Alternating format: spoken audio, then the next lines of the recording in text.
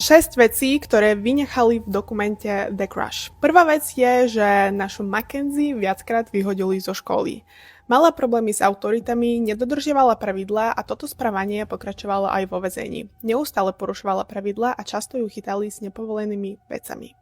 Druhá vec, ktorú dokument vôbec nespomína, je to, čo sa dialo vo väzení. Počas prvého roka tam mala údajne pasáka, ktorý ju ponúkal ostatným väzňom. Neskôr si začala hľadať partnerky a niektoré z nich pokračovali v podobných veciach. Celé to vytváralo ďalší toxický kolobeh správania.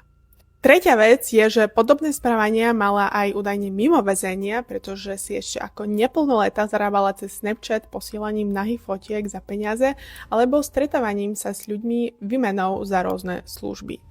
Štvrtá vec sa týka jej vzťahu s Dominikom, pretože v dokumente pôsobia ako pár, ktorý mal obrovskú lásku a vraj by už dnes mali byť manželia, ale realita však bola oveľa komplikovanejšia. Ako áno, v dokumente tamto okrajovo spomenuli, ale v realite to bolo ešte horšie, pretože ich vzťah bol neskutočne toxický a väčšinu času vraj ani neboli spolu. Piatá vec, jazyk, s ktorým rozprávala so svojou mamou počas telefonátov z väzenia, nebola žiadna pigletyň alebo nejaké gibberish, ak to povedia v angličtine, bol to rómsky jazyk. A povedala mame vtedy, že či môže povedať polícii, že mala záchvat. A šiesta vec, Mackenzie pár dní pred vraždou nacvičovala cestu, ktorou išla v noc nehody.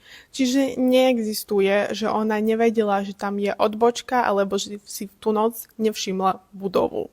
Ak ste ešte nevideli celý dokument, volá sa The Crash a nájdete ho na Netflixe. A nezabudajte na follow a like. Love you, bye!